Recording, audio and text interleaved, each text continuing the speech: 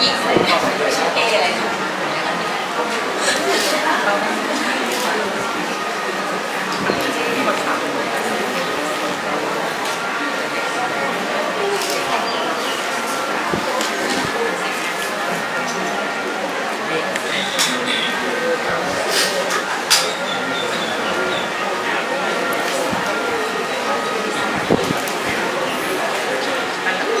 สวัสดีครับแฟนเพจสำนักงานประชาสัมพันธ์จังหวัดลำปางทุกท่านนะครับตอนนี้นะครับเรา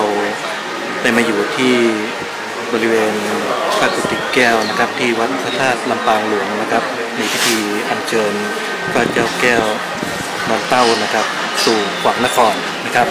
ในช่วงเทศกาลสงกรานต์ปีใหม่นะครับของจังหวัดลำปางครับภายใต้งานสวนหลวงกองใหญ่ปีใหม่เมืองนะครับเป็นประจำทุกปีนะครับที่จังหวัดลำปางจะมีพิธีอัญเชิญพระเจ้าแก้วนอนเต้านะครับไปสู่ขวางนครลำปางนะครับเพื่อให้พี่น้องประชาชนนะครับได้สักการะนะครับเพื่อความเป็นสิริมงคลเนื่องในโอกาสปีใหม่เมืองนั่นเองครับซึ่งขณะนี้นะครับก็มีทางด้านพ่อแม่พี่น้องประชาชนนะครับพุทธศาสนิกชนนะครับก็ได้มาพร้อมกันที่ในพระวิหารแก้วนะครับที่วัดพระธาตุลำปางหลวงอำเภอเกาะคาจังหวัดลำปางนะครับซึ่งอีกสักครู่หนึ่งนะครับก็จะมีการประกอบพิธีอัญเชิญนะครับไปสู่ขวางนครนะครับซึ่งตลอดเส้นทางในวันนี้นะครับก็จะให้พ่อแม่พี่น้องประชาชนนะครับได้สักการะบูชาด้วยนะครับฝากทุกท่านนะครับกดไลค์กดแชร์นะครับเพื่อความเป็นสิริมงคลนะครับเนื่องในโอกาสปีใหม่เมืองนะครับในช่วงเทศกาลสงกรานต์ครับ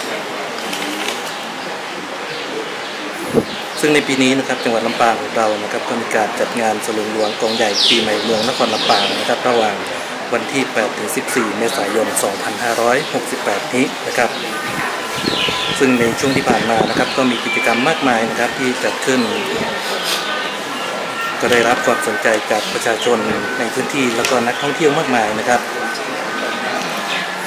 ซึ่งวันนี้นะครับพิธีอัญเชิญนะครับก็จะเริ่มอีกสักครู่หนึ่งนะครับโดยมีทางด้านผู้ว่าราชการจังหวัดลำปางครับท่านชุติเดชมีจันทร์ครับท่านก็จะเป็นประธานฝ่ายคารวาสนะครับในการประกอบพิธีในวันนี้นะครับ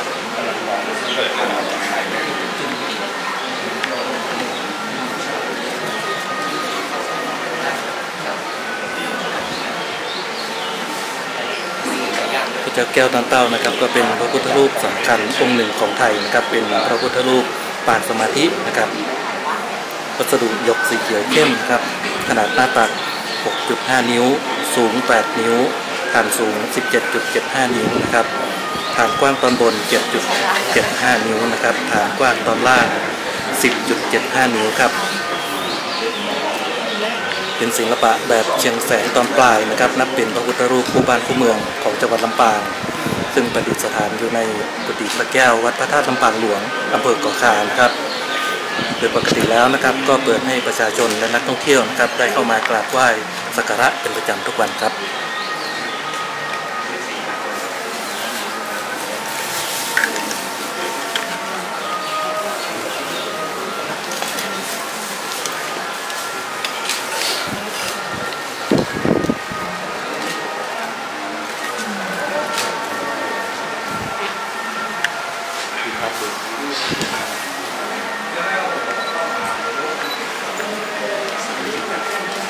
เป็น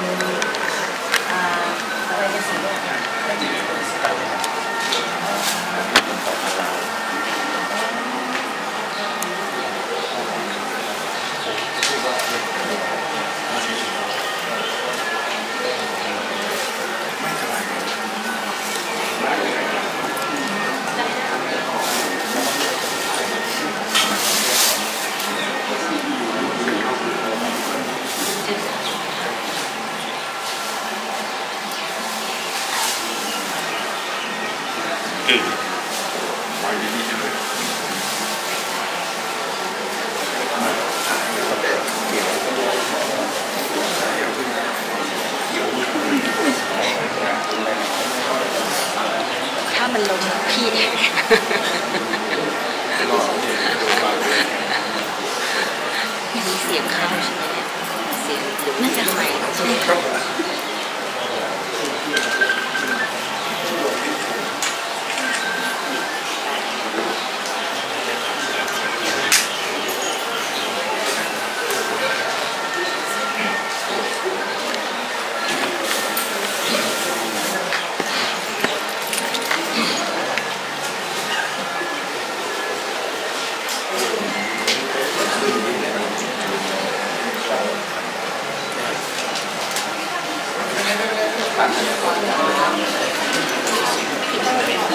อาจารย์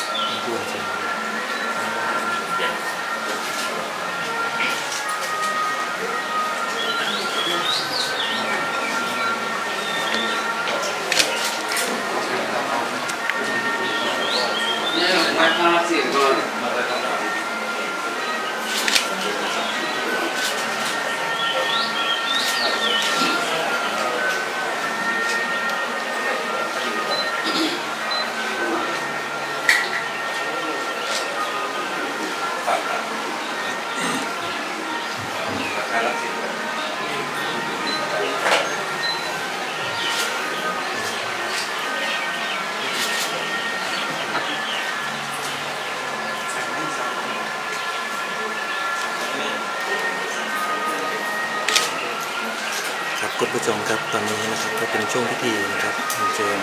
พระเจ้าแก้วดำเต่านะครับเพื่อประกอบพิธีนะครับอัญเชิญไปสู่ฝั่งนครบริเวณ5 แยกของบริการนะครับ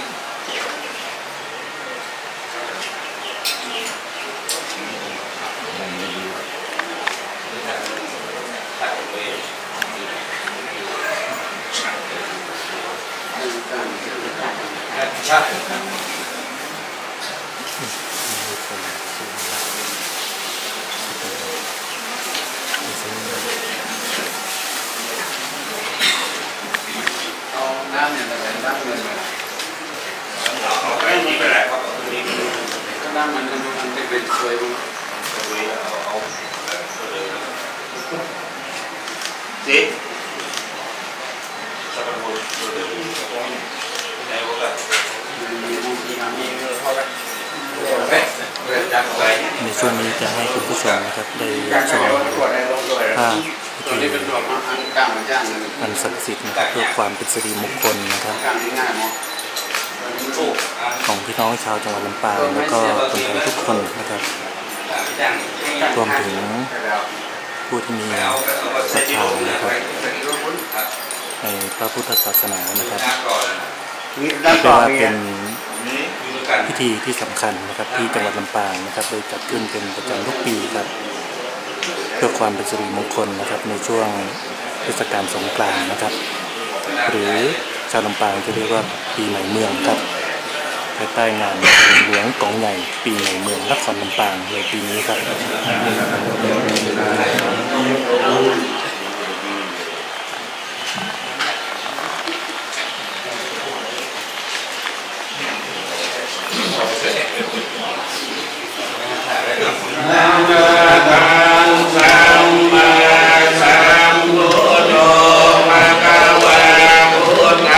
ภะคะวะ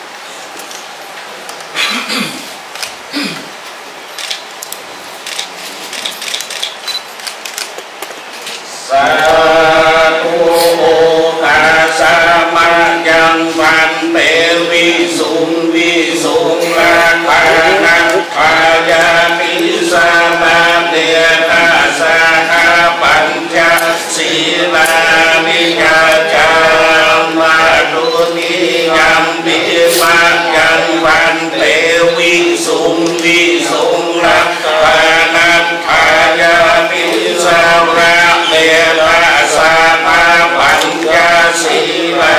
นิยตามหาติยัมยิมายันพันเตวิสุงวิสุงรักปานันปายานิสาวะเดนะสาปัญญาสีลานิยตามนะโมตัสสะภะคะวะโตอะระหะโตสัมมาสัมพุทธัสสะนะโมตัสสะภะคะวะโตอะระหะโตสัมมาสัมพุทธัสสะนะโมตัสสะ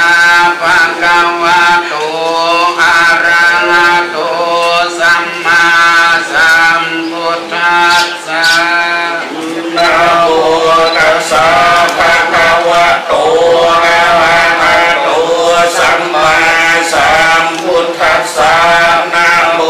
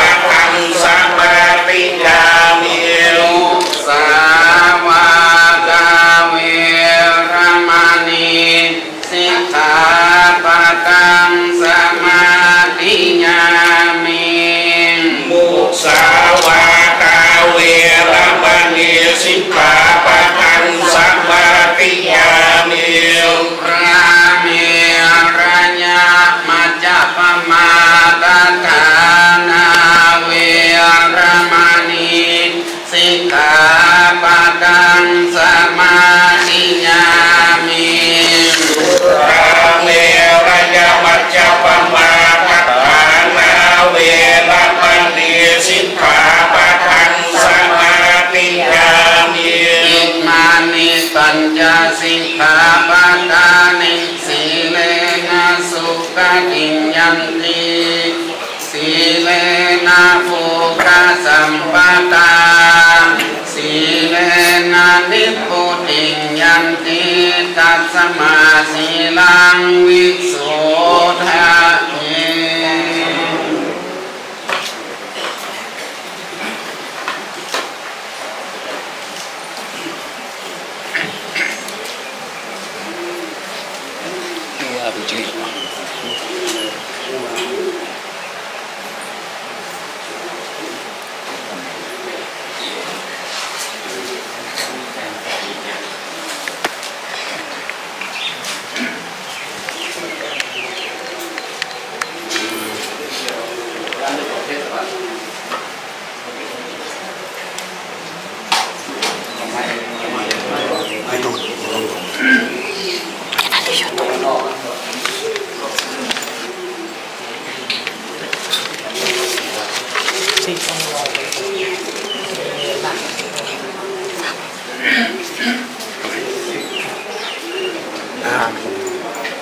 โย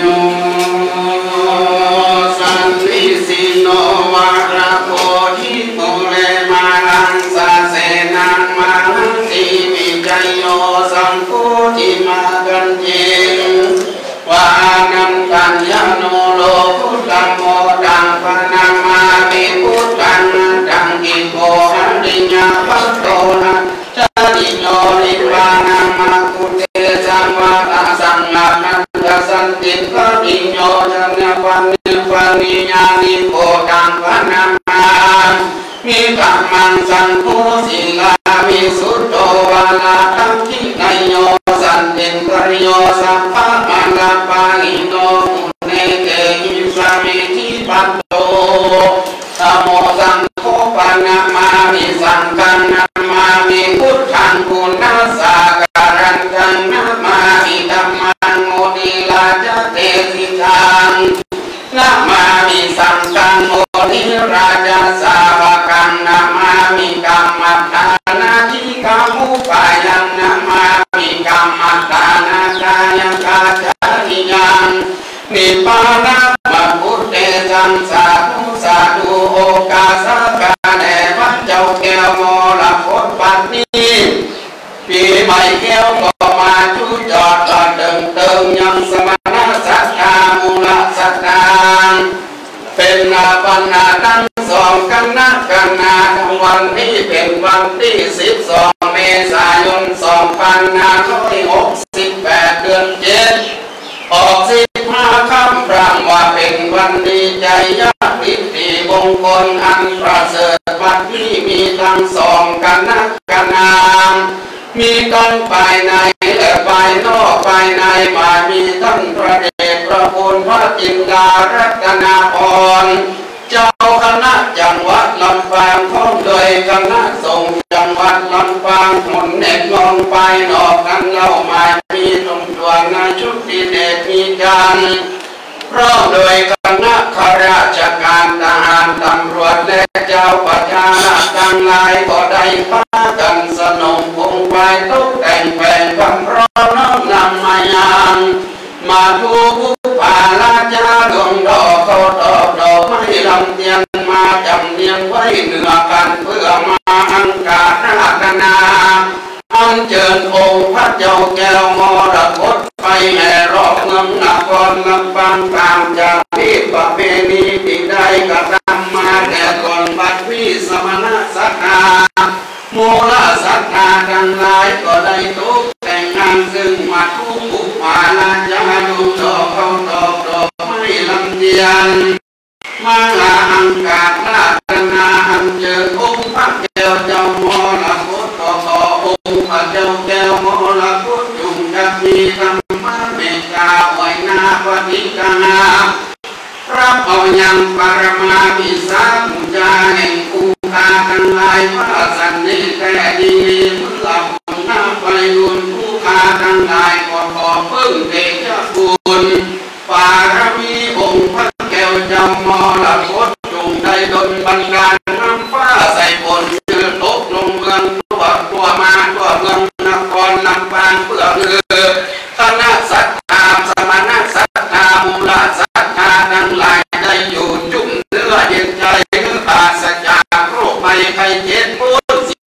วัตวะกังวลอันตรายทั้งหลายตั้งแต่ปีใหม่แก้วที่เป็นต้นไปก็ขอถึงสมณะศรัทธามูลศรัทธาทั้งหลายที่ได้พากันมาอังคาดนาตนาอันเชิญองค์พระแก้วเจ้ามรกตไปแห่หลอกเมืองนครลำปางและได้สละสลงน้ำอกน้ำหอม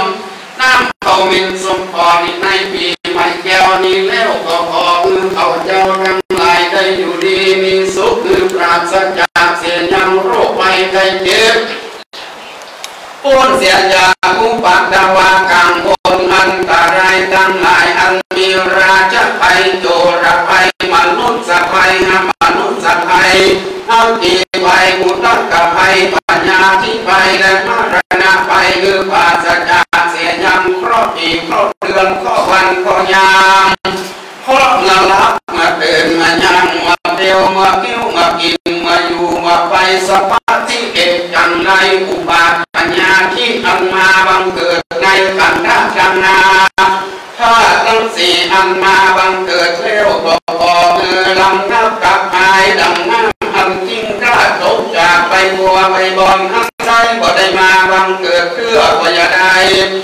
สามัญท่ามาบังเกิดซ้ำพอสองตั้งแต่ปีใหม่แก้วนี้เป็นต้นไปก็ขอคือสมณะศรัทธามูลศรัทธาทั้งหลายจงประกอบไปด้วยจุกปีจุกเดือนจุกวันจุกยามอายุปีอายุเดือนอายุวันอายุยามเป็นว่าจำเดินทางปล่อยหน้าไปจากรุติสาอาคาติสาวันโตวันออกขอบไกลคนเนื้อก็ขอคือเป็นที่ห้ามที่จำเริญใจแก่คน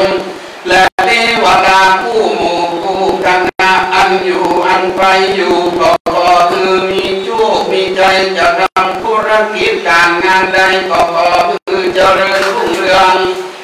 คือมีโชคมีลาภาเป้จะนักคาศึกศัตรูคือใดเอาตนเอาตัวกำจูดูวรพุทธศาสนาเสียงจิระติติการยืนยาวนานนั้นจงจะมีจังเตมีตามดังกาตาบาลีวะอิเมนิภูปาภูปาราชเตนิมณีรัตนังอาราธนังกาโรมา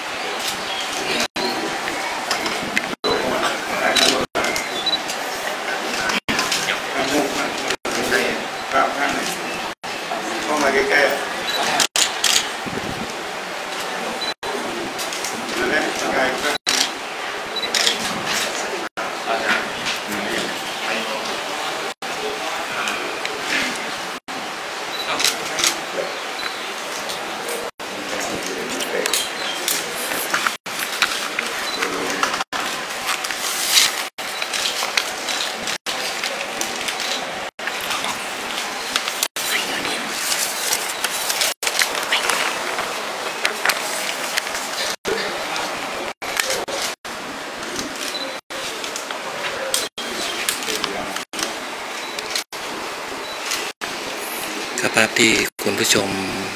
ได้เห็นขณะนี้นะครับก็เป็นภาพพิธีอัญเชิญองค์พระเจ้าแก้วมรกตดังเต้านะครับพระคู่บ้านคู่เมืองของจังหวัดลำปางครับไปสู่ขวงนครเทศบาลนครลำปางนะครับวันนี้ก็เป็น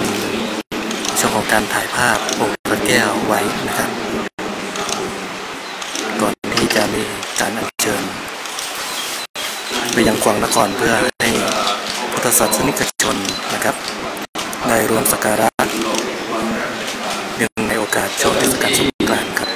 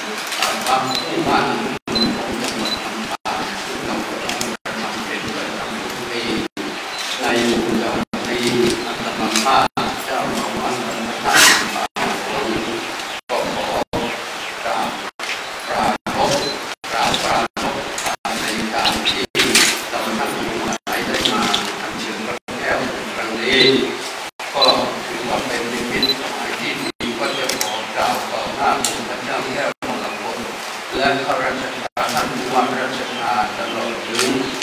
องค์การส่วนต่างๆที่มาร่วมประชุมกันณสถานที่นี้อาตมาภาพก็มาอยู่ว่ากุฏิพระแก้วนี้เป็นโบราณสถานที่สร้างมาแล้ว400 กว่าปีก็เก่าแก่พอสมควรและก็มีสถานที่คับแคบไปเห็นได้ว่าทางข้าราชการมาในวันนี้ก็แออัดกันก็เห็นสมควรที่ว่าในฐานะที่ผู้ว่ามาเป็นประธานในครั้งนี้ก็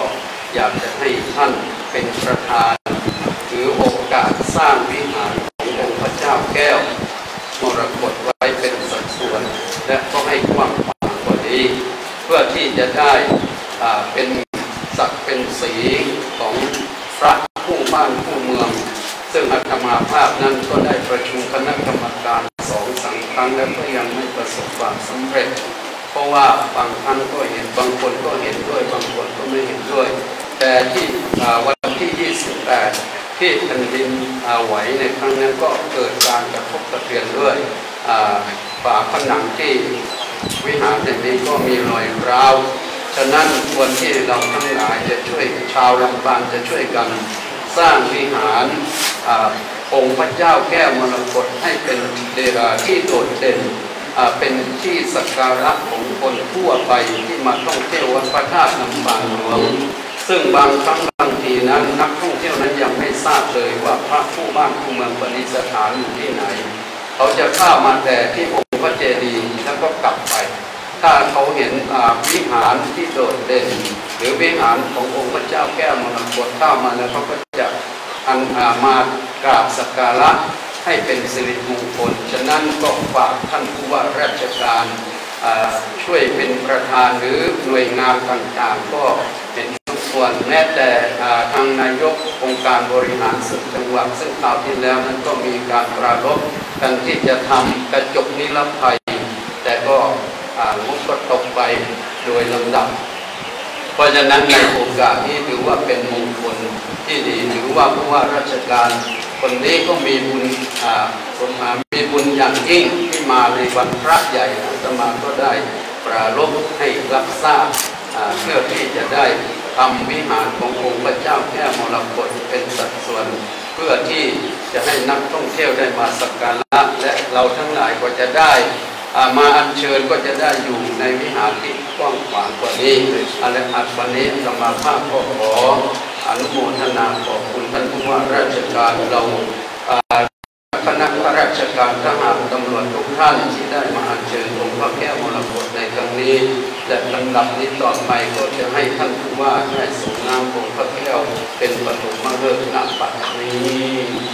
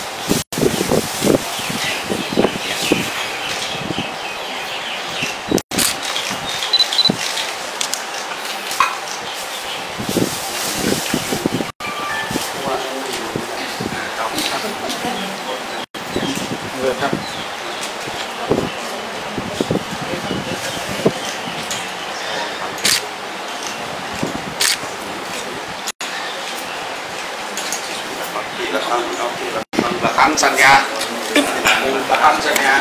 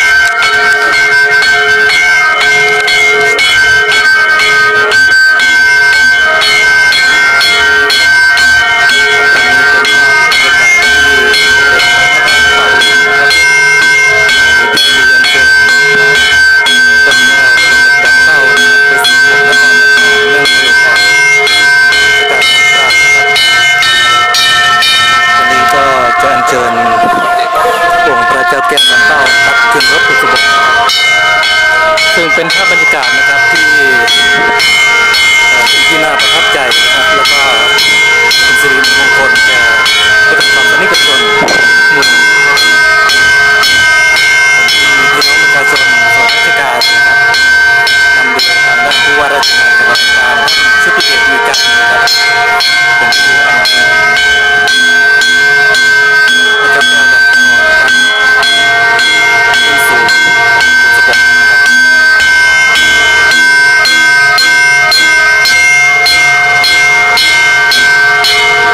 เป็นภาพบรรยากาศที่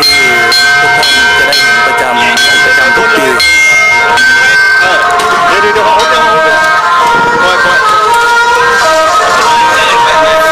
เพื่อความเป็นสิริมงคลแก่พี่น้องชาวจังหวัดลำปางตลอดจนนักท่องเที่ยวนะครับที่ได้มาเยือนจังหวัดลำปางนะครับก็สามารถที่จะร่วมสักการะองค์พระเจ้าแก้วดอนเต้านะครับได้ที่บริเวณขวางนคร5 แยกหอนาฬิกาเทศบาลนครลำปางนะครับ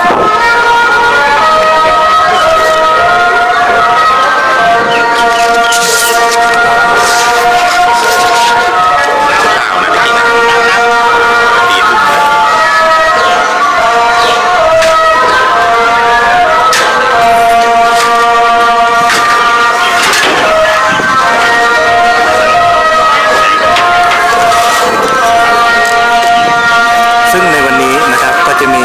การแห่องค์พระเจ้าแก้วมรกตดอนเต้านะครับรอบเมืองนครลำปางนะครับให้ผมในพี่น้องประชาชนได้ร่วมส่งน้ำเพื่อความเป็นสิริมงคลครับ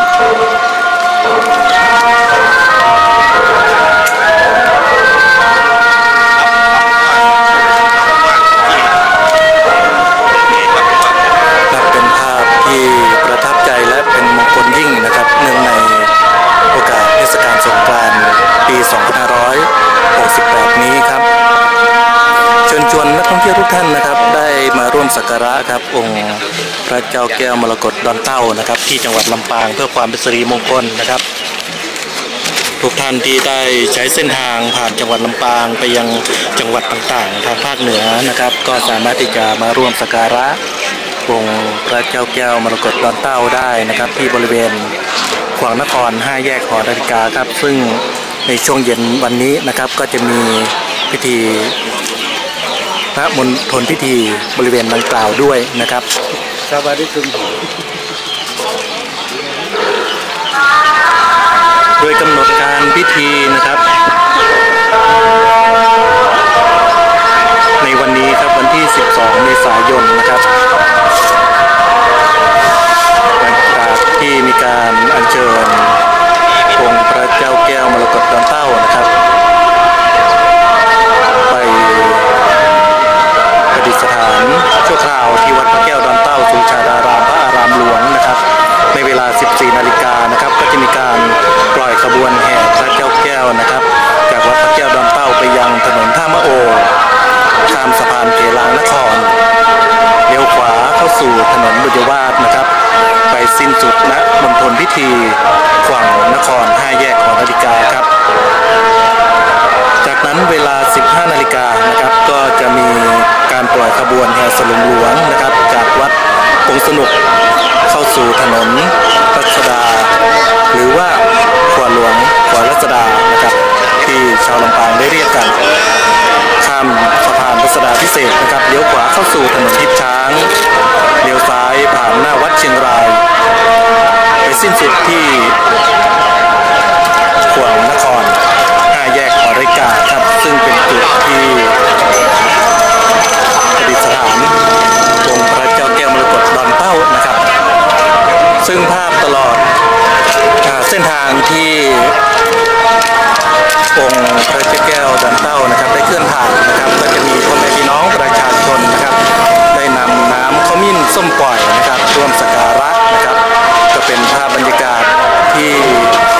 สวยสดงดงามและเป็นความสิริมงคลนะครับที่เห็นเป็นประจำทุกปีครับน้ำอบน้ำหอมนะครับน้ำขมิ้นส้มปล่อยที่ชาวบ้านได้ร่วมกันเตรียมไว้ตั้งแต่เช้าตรู่นะครับก็ได้มาร่วมส่งน้ำองค์พระเจ้าแก้วมรกต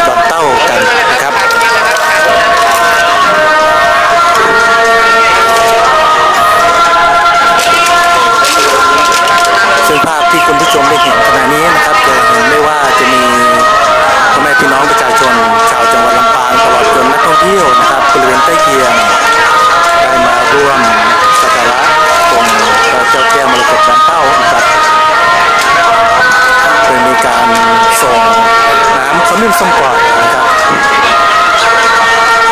ไปยังเจ้าหน้าที่ที่ประจำอยู่บุษบกนะครับได้เป็นผู้แทนในการส่งน้ำ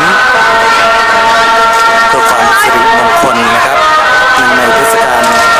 สงกรานต์หรือปีใหม่เมืองนครลำปางครับภายใต้การจัดงานฝนหลวงสองใหญ่นครลำปางประจำปี2568ครับ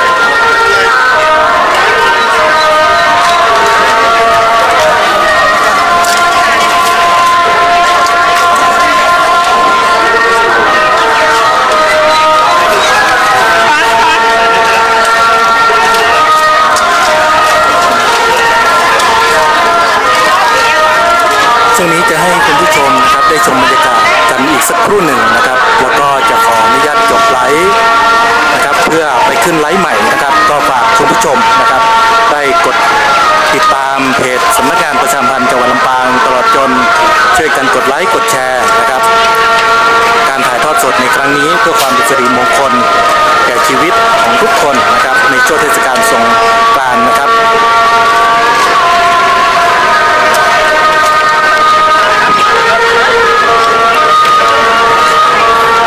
บริเวณด้านหลังวัดพระธาตุลำปางหลวงนะครับเนืองแน่นไปด้วยประสงค์นิกรทุกหมู่เหล่านะครับที่ได้มาร่วมสักการะ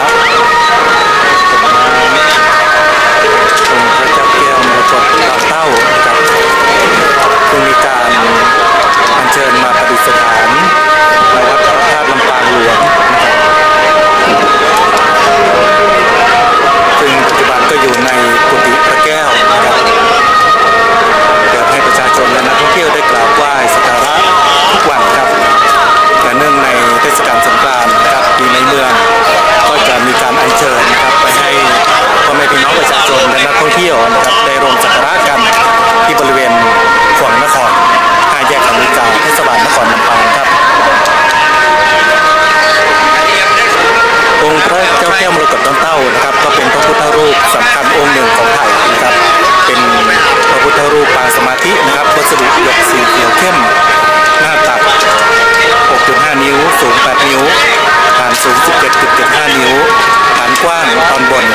7.5 นิ้วฐานกว้างตอนล่าง 10.75 นิ้วครับศิลปะแบบเชียงแสนตอนปลายนับเป็นพระพุทธรูปคู่บ้านคู่เมือง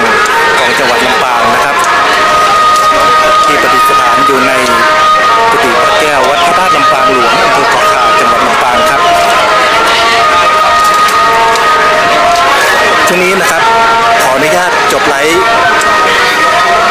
นี้ก่อนนะครับเดี๋ยวไปขึ้นไลฟ์ใหม่นะครับอีกสักครู่หนึ่งครับอีกไม่นานไม่กี่นาทีนี้นะครับก็ฝากกดติดตามกดไลค์กดแชร์เพจสำนักงาน